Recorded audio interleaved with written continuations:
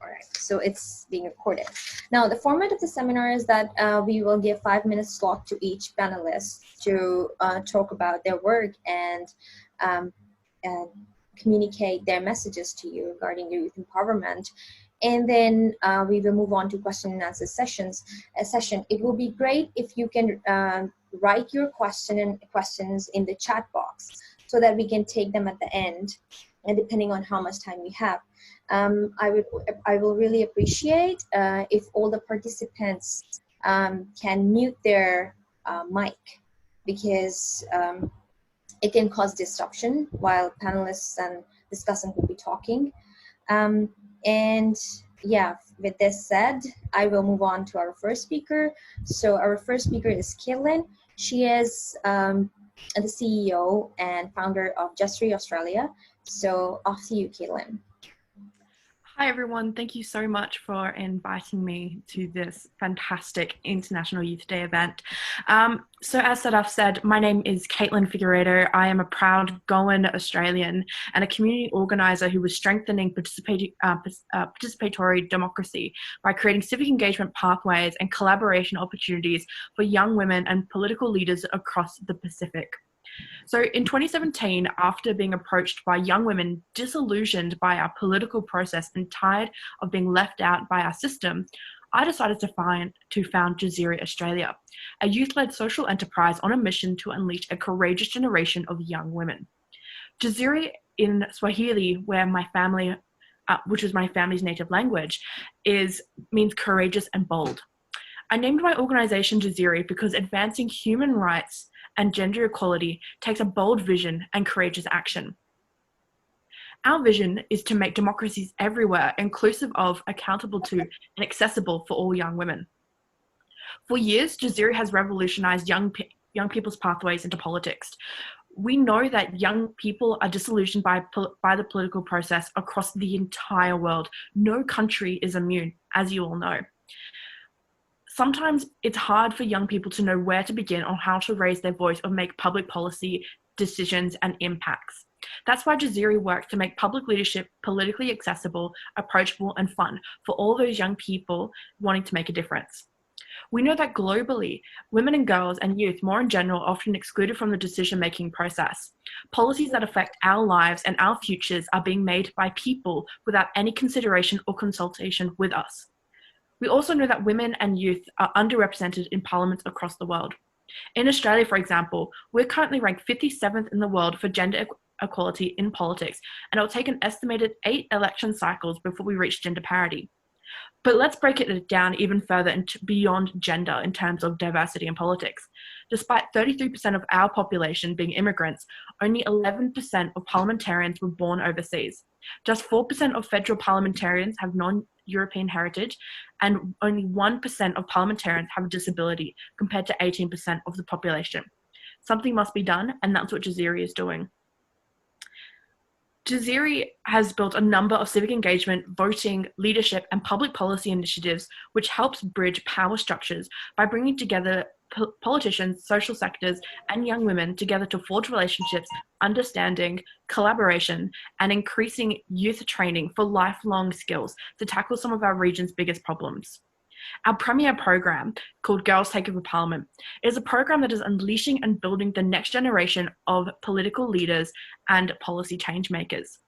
Girls Take Over Parliament is the only program in the Pacific region designed to support young women from all sides of politics to provide them a political platform. Within 3 years, we have taken over parliaments in 5 jurisdictions in Australia, as well as Tonga, and later this year, Trinidad and Tobago. And we have received the endorsement of the Queen, Duke and Duchess of Sussex, 6 Prime Ministers from across Australia and abroad. Through Girls Take Over Parliament, Justry helps young women explore the possibilities of a political career. Through our program, we're helping young women take the first plunge into politics. We provide them with steps to increase representative democracy by simply empowering young women to feel capable of creating change. by supporting young women to not only engage in politics, but to also co-design policy solutions through our policy lab and internal GTP partnerships.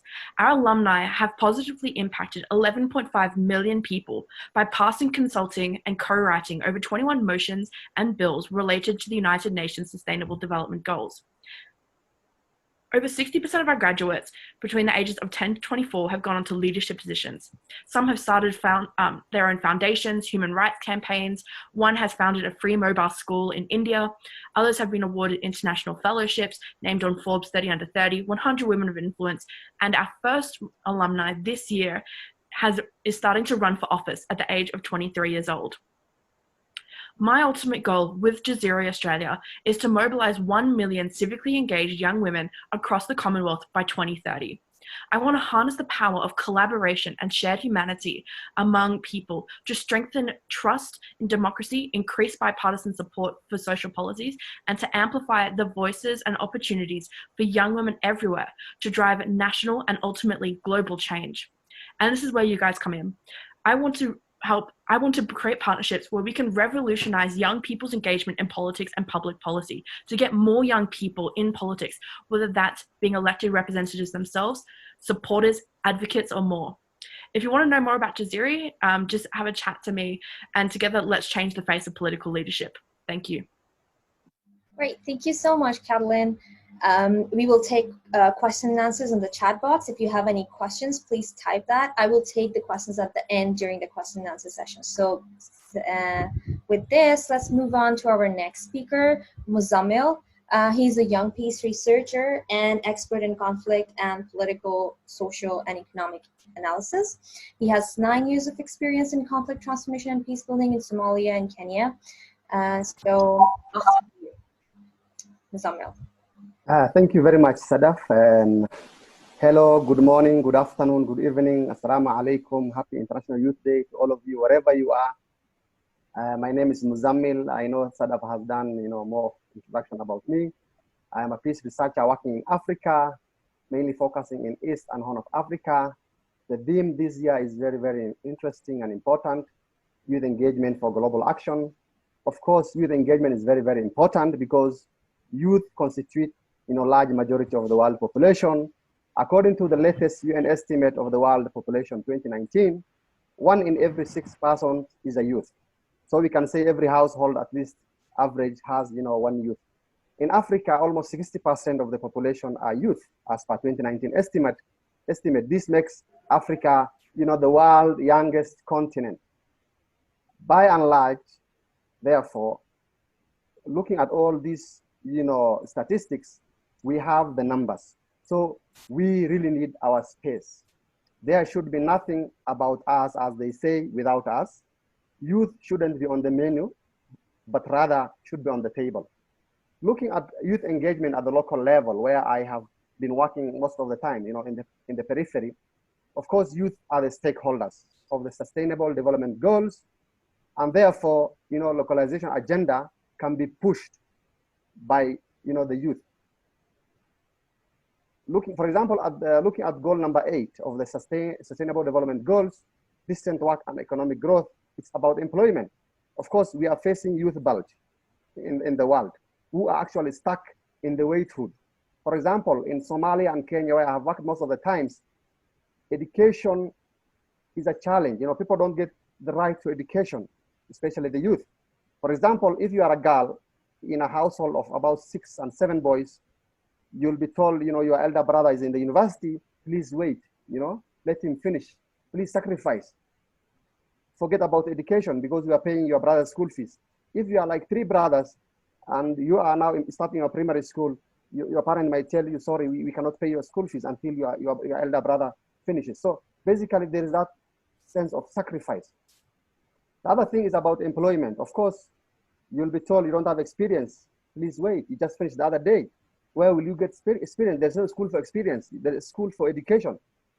Coming to decision making again, there is a challenge at the local level because youth cannot sit in the same room with elders, as we normally do in Somalia. People talk under a tree. You will be told, sorry, elders are talking. When elders come together and they want to discuss very important issue, sometimes it affects you. You just have to give them the space. Looking also at the goal, a Sustainable Development Goal number 16, peace and justice and strong institutions. Of course, it's now 5 years since the UN Security Council has formally recognized the important role of youth, young people in peace building under UNSCR 2250. There is very little progress, and we continually appreciate and understand and believe that we will never achieve peace without including young people in every step of peace building processes. For example, looking at Somalia, 70% of the population are youth born after the civil war, 1990. They are all traumatized. Some of them really need psychosocial counseling. This is where now, this is a country where you will see security convoy clearing traffic jam, with gunshots. All in all, what do we need to do to enhance youth representation at the local level? We need advocacy and sensitization. Youth don't know their rights. They don't even know that there is, there are issues concerning them, which they really need to engage in. There is also need to engage these youth at the grassroots level, by supporting, civil society groups, youth groups at the local level, forming them, bringing them together and structuring them. There is need to also promote youth leadership. If it is village council, give them a slot. If it is the district council, give them a slot. Now coming to the national level, this is the most critical level. The national policies are passed. Actually, this is where the global policies are kind of customized and passed at the national level to implement and adopt those global policies that affect youth. Policies should not just be on papers, but policies should be actionable, should be put into action. Coming now to global level, how can we engage youth at the global level? This is the most important level. This is where the very good, beautiful, nice policies are actually passed, and they really need to trickle down to the national and the local level. This is where now, as the previous speaker said, this is where we need partnership. Looking at goal number 17, partnership to achieve the goal. This is where we really need to come together. This is where we really need to collaborate and bring our heads together and think forward. For example, we can have partnership between Asia and African youth to really think about the lessons they've learned, the experiences they had, and the way forward. A very big question to all of us as youth, specifically from Pakistan and Asia. Where are we failing? We have all these beautiful policies. We have all these national and regional, policies. We have UN envoys across the globe. Where are we failing? We are failing at the actional level. We have policies, yes, but now putting this policy, this paperwork into action is a challenge that actually most countries are going through. There is lack of representation and inclusion of young men and women because of cultural norms. For example, where I was born in Somalia, a girl cannot sit with boys. You have to sit separately. Of course, this is more of a culture. People tend to talk about religion, but it's more of a culture. There's early marriage. Once a lady is married, that's it. You are not youth. You become, you take a different status. So you are not youth. You are not a young. You fall somewhere in between, despite the fact that you are seen as an elderly person. There is lack of accountability. Our leaders are not put into task. Some bills are passed without consulting and engaging us. Nobody raises the red flag, unfortunately. There is lack of proper channel of addressing grievances. As a youth, we are not given the space to participate, to speak our mind, to say what actually affects us. So sometimes we end up using, violent, we demonstrate, there is destruction, there is death, because the police also uses force. So there is that problem. What can we do? Of course, it's something that we all need to think about. There is need for total engagement. There's need to promote youth leadership. There's need to strategize and put frameworks. Or in summary, I would say if an 18-year-old can vote or drive in Kenya, he or she should have a voice. If a 16-year-old in Rwanda can have a national ID card, he or she should vote and have a voice. In Tanzania, if a Muslim and Hindu girl can be married at the age of 12 years, I would say then they should have a voice. Thank you. Thank you so much, Muzammil. With this, we'll move on to our next speaker. If you guys have any questions from Muzammil, please feel free to type the questions in the chat box. All right, our next speaker is Kate. Kate is the research lead for Global Gender and Cultures of Equality, and she's going to introduce her work and talk about how she is working to empower youth. So off to you, Kate. Thank you. Thank you, Sadaf. Good afternoon to everyone, or good evening. Like Sadaf said, I'm Kate. I'm the chair and founder of Campus Erasmus Mundus, which aims to create scholars for nation building and to bridge the gap between the academe and the development sectors. I'm also the Philippine NGO research coordinator and lead for Global Gender and Cultures of Equality. It's a 4-year research project led by Goldsmiths University of London with 6 countries involved. Like a lot of you here watching us, I started as a participant in leadership training. My first was in Mexico in 2006 with 29 other young women all over the world, then Thailand, then Turkey, and so on, until I landed a full scholarship in a European Masters in Women's and Gender Studies in the UK and Spain. I'm not going to give you any statistics. I didn't prepare any statistics, but I have 5 challenges for all of you here. The first one, since we're celebrating the International Youth Day, the first one is that I ask you to be a young leader. To be a young leader to impact change on your community. And I encourage you to do it not for your ego or for popularity or for glamour or for attention.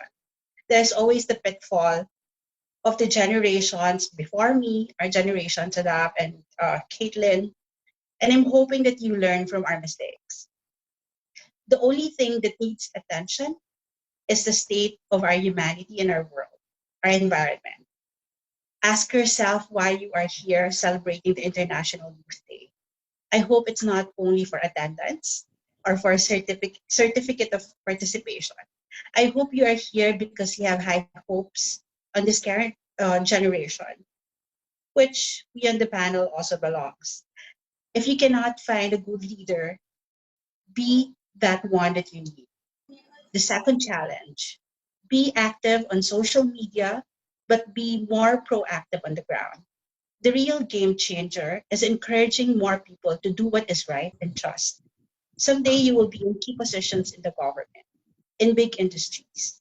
No matter how difficult it is to avoid getting eaten by corrupt system, resist and get more friends and fellow young leaders to work with you so that you do not have to be alone in your resistance. Third challenge, be kind. There are so many leaders who instigate and perpetuate fear. There are young leaders who are authoritarians. Does the kind of leadership get us to a better place? Where are we now in a pandemic, dividing our world even more? It has become apparent who are leading with kindness and understanding, and from those who are using the virus to manipulate people and to continue oppression. What we need now more than ever is kindness. It sounds cheesy, but really, what happens in Lebanon should have an effect on the rest of us. This is the only world we live in. We are one human race. Why the hatred? Let me quote, if I may, from Prophet Muhammad, if you don't mind. Kindness is not just a matter of the heart. Prophet Muhammad said, kindness is a mark of faith, and whoever is not kind has no faith. Number 4, be creative in your resistance and criticism. Anger is okay. We need to express it, especially in the face of social injustice. But don't stay angry. Stay productive. Be creative in your anger. Process it and find ways to make anger work for the people, benefit the marginalized. Staying angry will only make us bitter. It will cloud our judgment. It will separate us from those who matter. Again, if I may quote from the Quran, verse 16, 125, it says there, call to the way of our Lord with wisdom and good teaching. Argue with them in the most courteous way. We cannot win our advocacy if we are hostile. Extend your hands and your ears. Number 5, and this is the last one, and this is the most important, I think. Stay alive. We have work to do. Malala is effective in her advocacy because she has managed to stay alive despite what happened. If she didn't, she would have been forgotten as soon as her name populated social media. Look at all those who die young fighting for human rights and social justice. We hardly remember their names. Our task, your task, is to continue to persist. The only sacrifice that you need to make is less time for yourself and more time for the rest of the world. The only thing that needs to die is your ego. Live your life fully and with purpose. Thank you. Thank you so much, Kate. So now we will move on to our next speaker. If you guys have any questions from Kate, please feel free to write the question in the chat box. Our next speaker is Tegun. He is a regional technical youth advisor for Save the Children International, invest in Central Africa. Off to you, Tegun. Thank you, Sadaf. Good morning, everybody. I think that my brother Muzamil already started a little bit to portray the figure of the challenge young people are facing in Africa, and particularly in Eastern and Southern Africa, which is not quite different from the other side, let's say particularly from West and Central Africa. And we dig a little bit in talking about Sahel region. We know that in West Africa is one of the youthful regions in the continent, and we have most of the fast-growing population across the continent who are based in West and Central Africa. And then is also, we already know the conflict and security, all those issues are going on. So we have 76% of the population of West and Central Africa who are very young, youths. So that means that something must be done to those young people and to a little bit integrate them to the wider system of governance, of development, social, economic, and political as well systems. But there's still a challenge, and if we little bit move to the youth employment side, we statistics say that 18 million young people get into the labor markets every year in sub-Saharan Africa. And if you look at the job creation statistic is very, very low.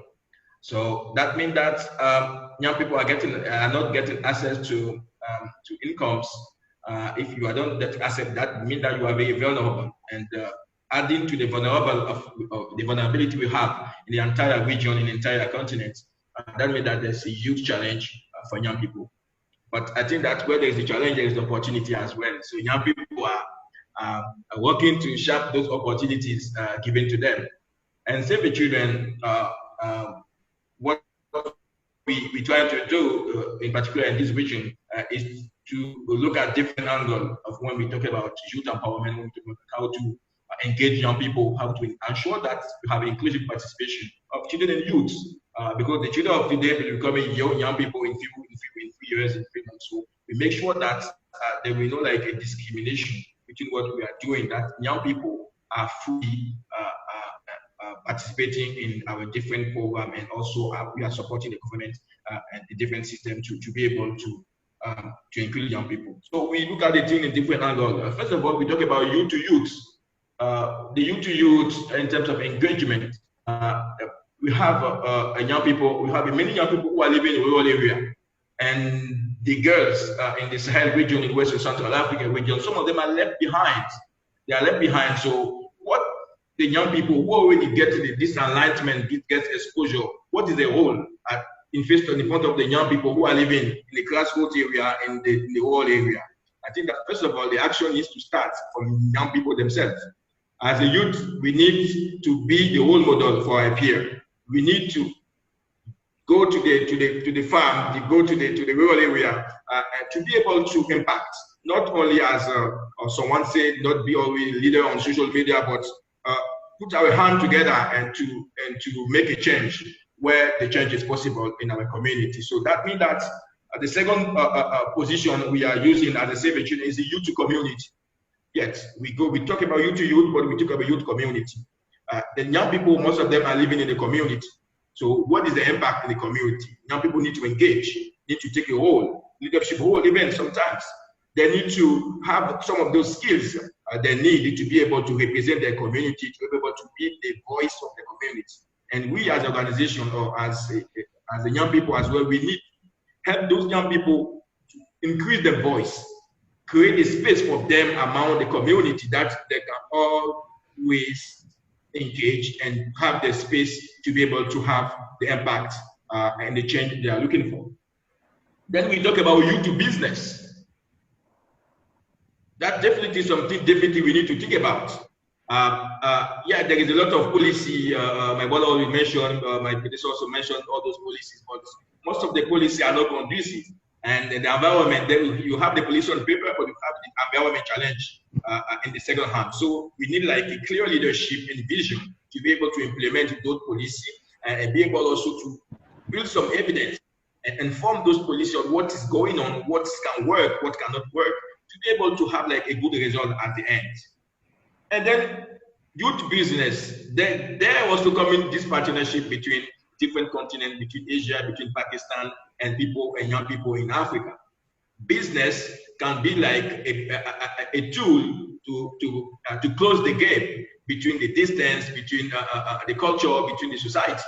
So if we consider the different sector from Asia, agriculture sector, all those sectors, IT sector, and so on, there is a need in Africa as well. They need to have like a joint venture, to have like a partnership to be able to explore some of those new areas of business. So I think that the movement is ongoing on, and they have a lot of program who is working on these things to be able to help young people in this side of the continent to be able to learn from their peer, from Bangladesh, from India, and so on. So that's why we have this program we call Youth-Led Innovation, who is a program like who put young people together from Bangladesh as well to learn from their peer from Kenya, or from Mali and Senegal. So those are some of the things Save the Children is putting in place to be able to close the gap between this partnership, the idea changing in terms of business and innovation. And then finally, we talk about youth to governance, or youth to government if you want. So that means the active participation of young people in the political space. And in the entire continent, we see that there is a lot of barrier. There's age barrier, there's police by the legislation barrier. There's a lot of barrier who hinder young people to get into the politics, and also to be in the politics and to be clean, because we don't forget all those corruption issues ongoing on, okay, sometimes. So that also is a challenge for young people. So being in the government, creating a space for young people to step in assembly, in the local assembly, and so on. So, but we need to make sure that the rule of law is put in place, and young people is given the space to participate in the game, not clearly, but not in engaging in those corruption parts and so on. So young people also have a challenge to fight the corruption, to be in front line, to say no, to act right when it comes to representation, when it comes to legislation power, and so on. And then, another thing is all those social norms. I think that some of my colleagues mentioned it. Social norm we have, cultural norm in our places. We need to bridge. We need to close what they call it, challenge those social norms when we come to child marriage or early marriage. When it comes to the migration, and we need to fight as a young people. We need to be in front line to tell to the policy maker that, okay, this is not going to work.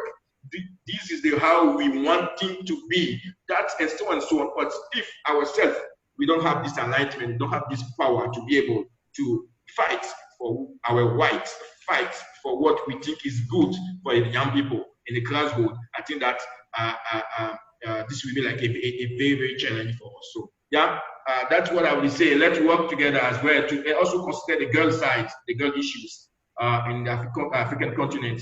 The women are the left behind. They are very marginalized in our society. So I need that. We need to put our hand together as well to be able to make sure that young people women particularly is giving assets, is giving those incentive and are very included in all political program and so on.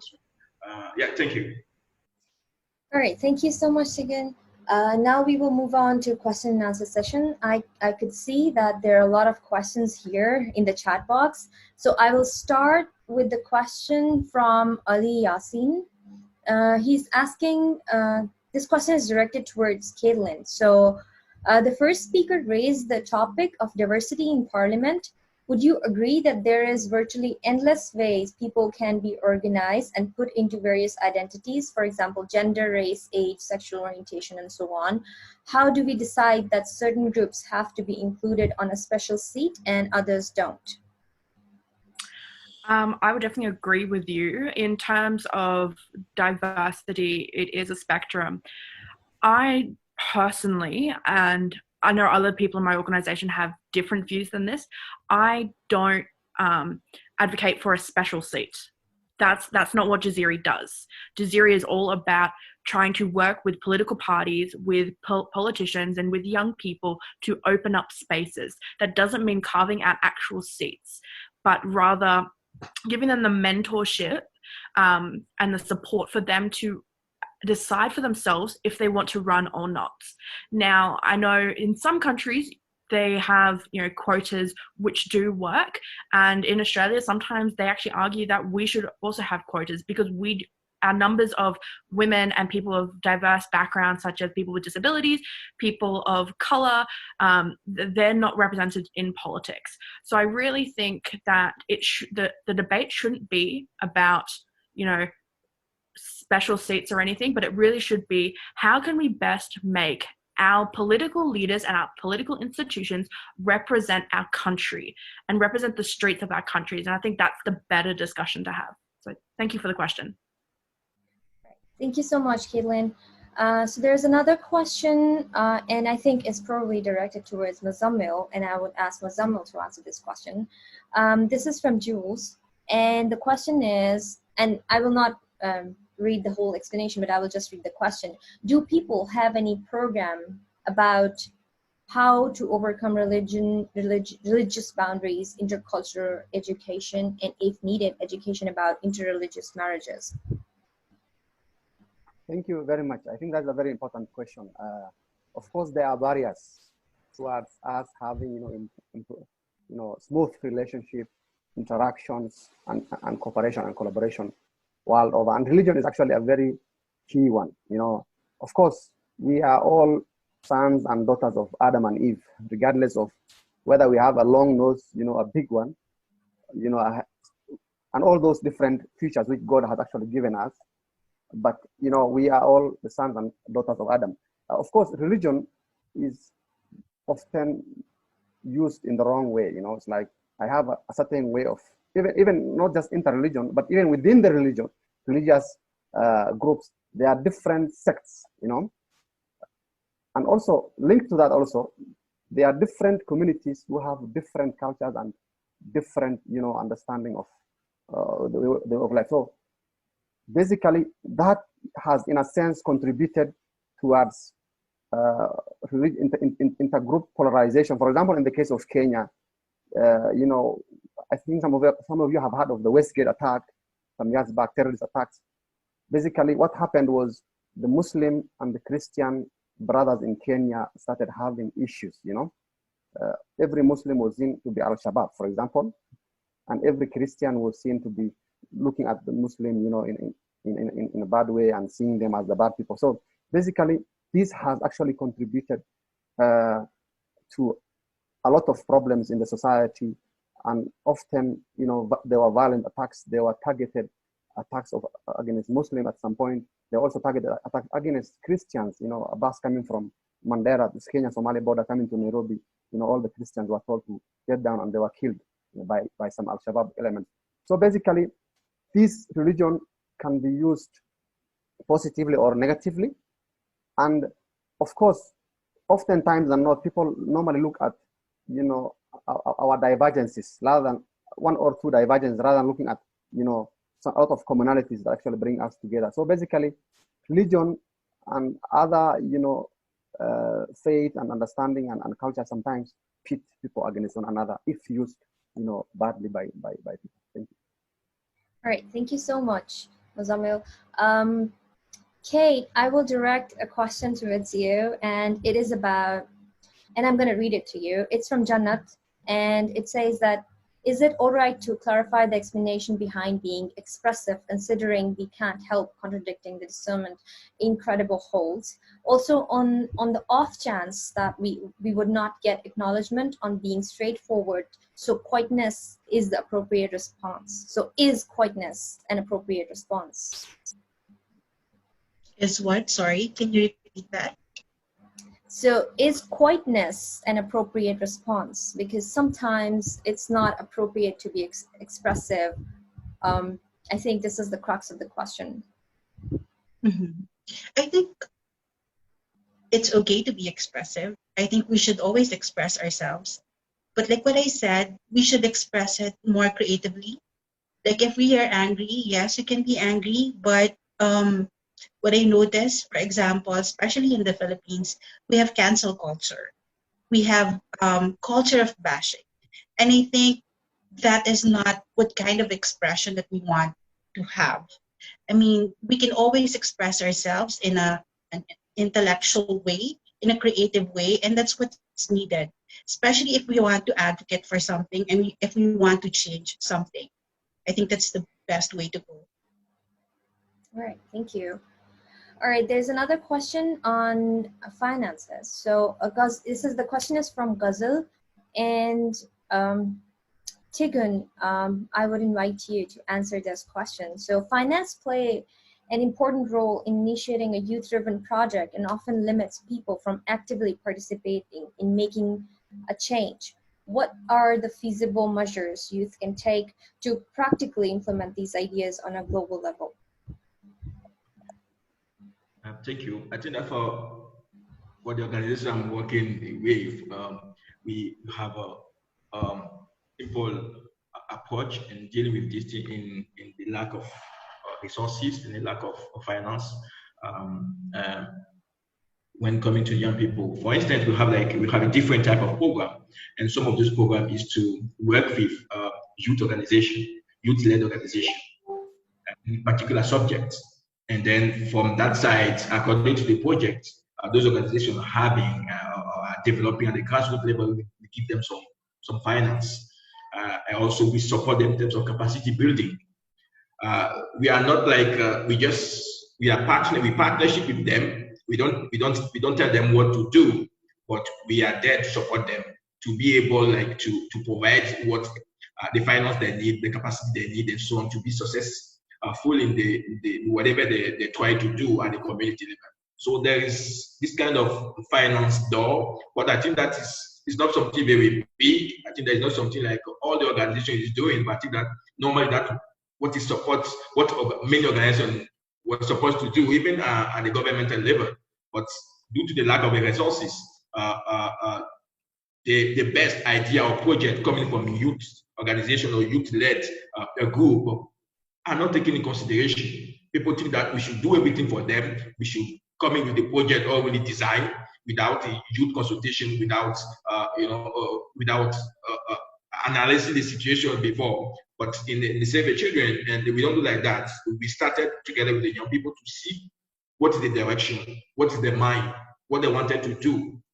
And in the partnership together with them, we give them the resources they need, the capacity they need to be able to be successful. But I think that there is also various fellowship. There is some of those global programs from the UN, from the global organization, like Save the Children and other organizations, who also have available fund line, but it's not something very big that young people. I think that we need to increase. I think that we need to increase those opportunities for young people to be able to implement their project. So I was youth leader myself, and I was in association with grassroots some year back, and I think that is the same challenge.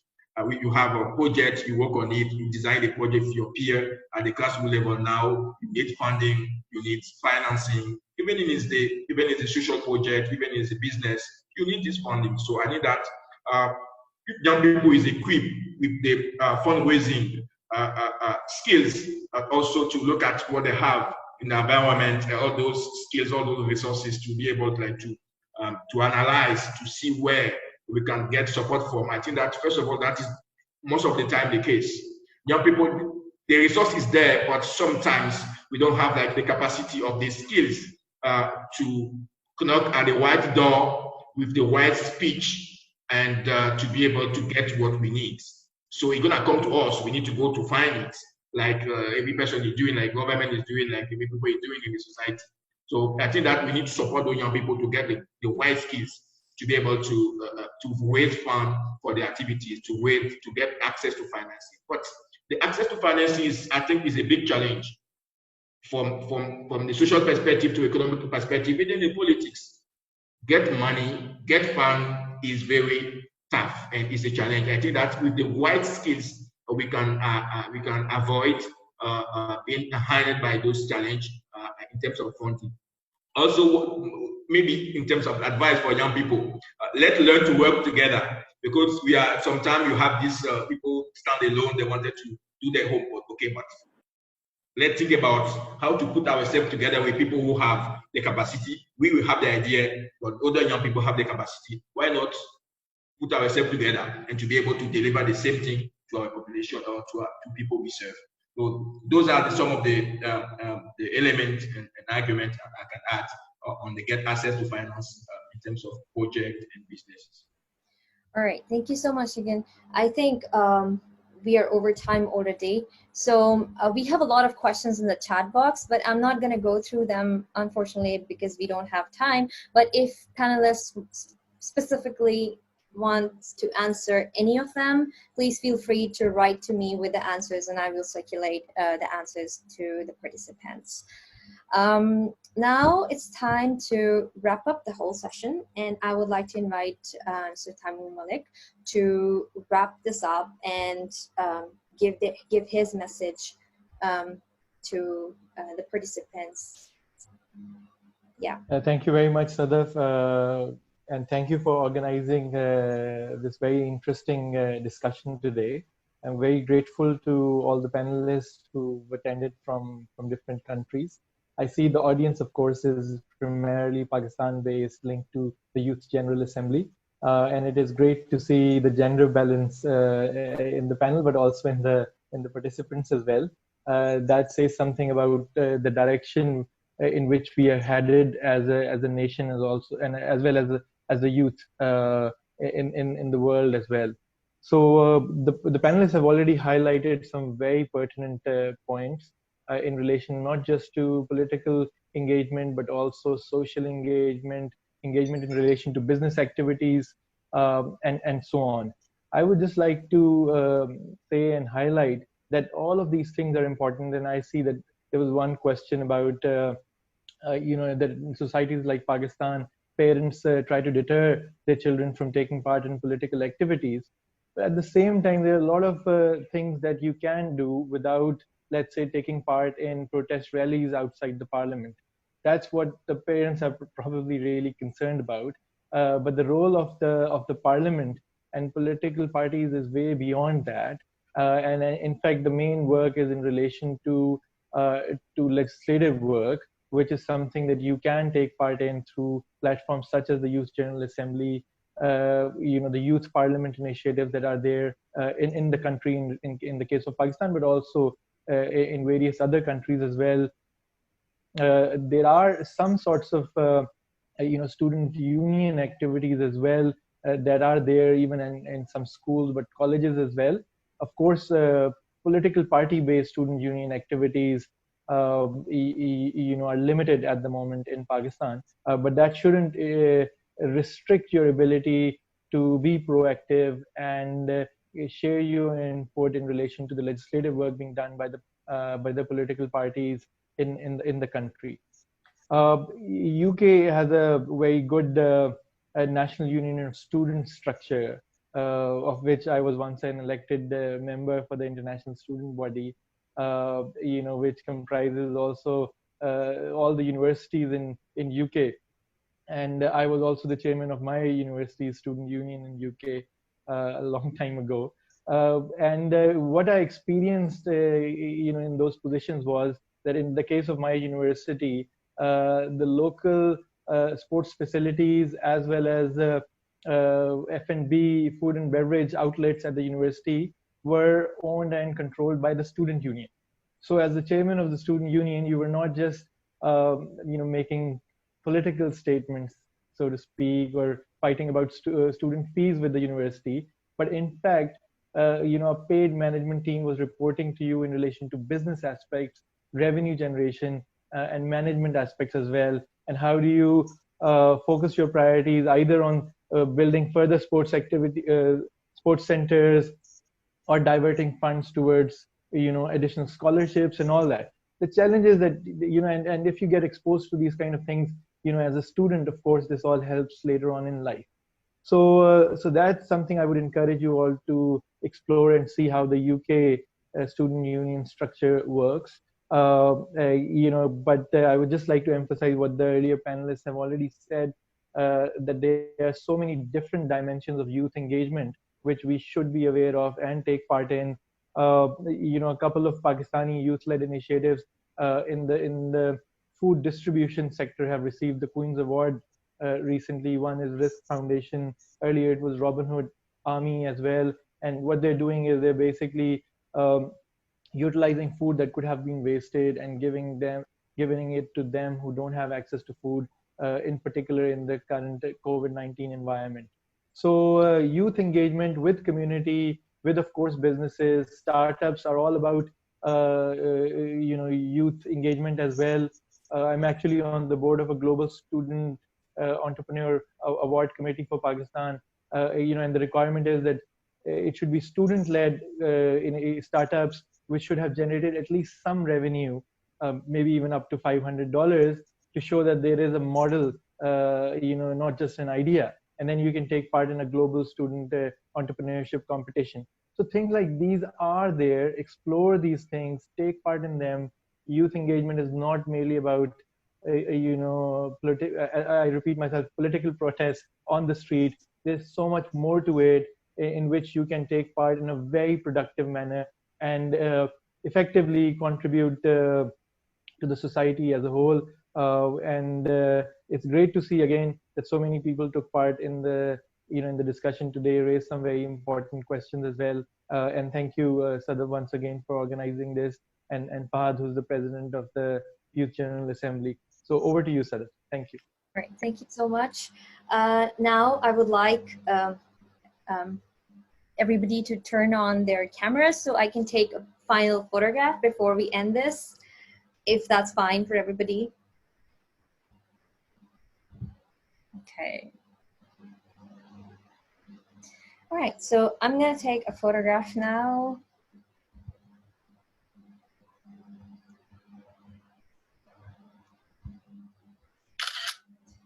Okay. Thank you so much. All right, thank you so much. Think specifically, I would like to extend my thank you to the panelists and the discussant and all the participants. It was a great discussion, and let's continue with these kind of initiatives and keep learning lessons from what people are doing globally. So thank you once again, and take care, stay safe. Bye-bye. Bye, thank you, Sadaf. Bye, thank you.